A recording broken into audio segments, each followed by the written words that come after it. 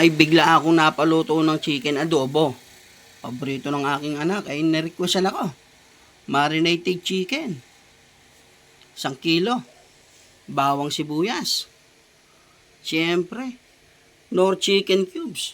Yan na po ay meron ng toyo mansing, paminta at laurel. Let's go! Ayan po ang aking anak. Ang gwapo.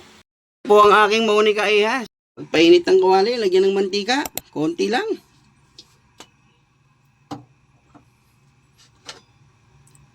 Ilagay ang bawang, kalahati lang.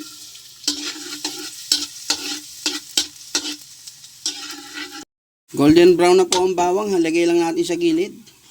Mamaya po meron niyang kalalagyan. Ilagay na po natin ang natira. Isa. Sibuyas.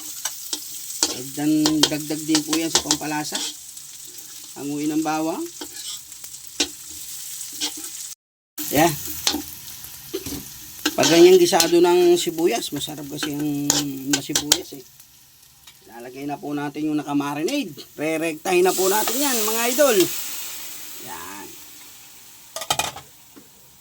Tapos lalagyan natin ng nor chicken cubes. Pampadagdag ng lasa.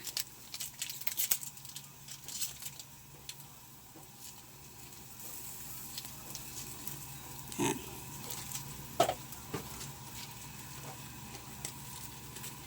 Lalagyan natin ng konting asukal. Konting asukal lang po. Huwag niyong bibiglain. At baka sumubra ng tamis.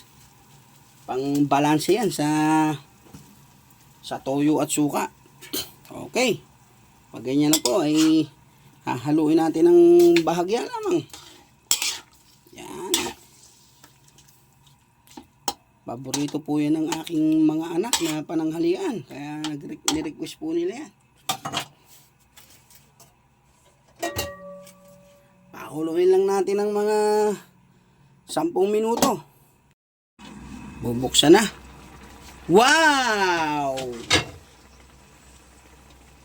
Ayun po ay titikman ko kung saan kulang.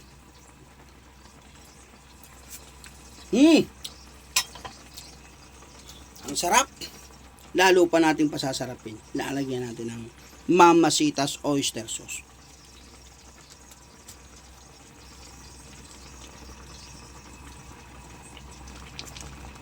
Yan. Tsaka ako po ilalagay ito pang madiinan.